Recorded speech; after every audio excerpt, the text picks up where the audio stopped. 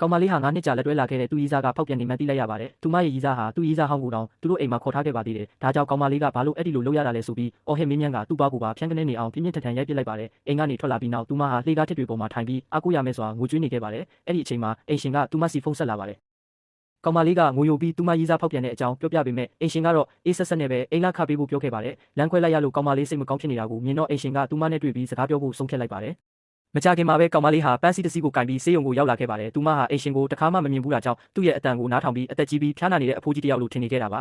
။ဒါကြောင့်ဆေးရုံခန်းထဲကိုဝင်သွားပြီးပန်းစီပေးလိုက်တဲ့အခါထိုလူကလူမားနေပြီလို့ပြောပါတယ်။ကောင်မလေးလက်ကြည့်မှာတော့ဆရာဝန်တစ်ယောက်ကိုတွေ့လိုက်ရပြီးသူမရဲ့အိမ်ရှင်ဟာတကယ်တော့အရန်ကိုချုံမောခံရတဲ့သူဖြစ်မှန်းသိသွားပါတော့တယ်။ထိုမျိုးသားကသူကတကယ်ပဲအဲ့ဒီလောက်အသက်ကြီးပုံပေါက်နေလို့လားလို့မေးတဲ့အခါကောင်မလေးဟာရှက်လွန်းလို့စကားတောင်မပြောနိုင်တော့ပါဘူး။နောက်တော့သူမဟာစာချုပ်ကိုထုတ်လိုက်ပြီးအိမ်ပြောင်းဖို့ပြင်ဆင်ပါတယ်။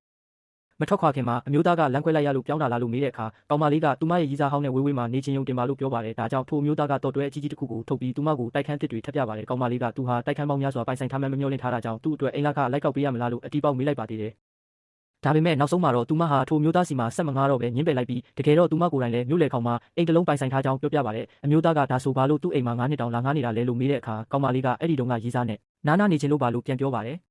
နောက်တနေ့မှာတော့ကောင်မလေးဟာအလုပ်ထွက်ဖို့အတွက်သူ့ရဲ့ကုမ္ပဏီကိုသွားခဲ့ပါတယ်။သူမအလုပ်ထွက်မယ်ဆိုတာကိုကြားတော့ရီးစားဟောင်းကလန့်သွားပါတယ်။သူကသူ့ရီးစားဟောင်းဟာယာယီပဲလာတဲ့တာပါလို့စင်ကြေပေးပြီးကောင်မလေးကိုအကျိုးအကြောင်းမရှိပြဿနာရှာတယ်လို့ဆွဆွဲပါတယ်။ကောင်မလေးကထွက်သွားဖို့ကြိုးစားပေမဲ့သူကလှမ်းဆွဲထားပြီးသဘောထားသေးတိမ်တယ်လို့ဆက်ပြောနေခဲ့ပါတယ်။ကောင်မလေးကတော့သူ့မျက်နှာကိုဘယ်တော့မှထပ်မမြင်ချင်တော့ဘူးလို့ပြောလိုက်ပါတယ်။မထွက်ခွာခင်မှာရီးစားဟောင်းကသူမကိုဒီလောကထဲမှာအလုရှာမရအောင်လုပ်ပြမယ်ဆိုပြီးချင်းချောက်ခဲ့ပါတယ်။ဒီစကားကိုကြားပြီးနောက်ကောင်မလေးဟာအားကိုးရမယ်စွာထွက်လာခဲ့ပြီးလမ်းပေါ်မှာတယောက်တည်းထိုင်ငူနေခဲ့ပါတယ်။အဲ့ဒီအချိန်မှာခွေးလေးတစ်ကောင်ရုတ်တရက်ရောက်လာပြီးသူမရဲ့အာယုံကိုဖမ်းဆားလိုက်ပါတယ်။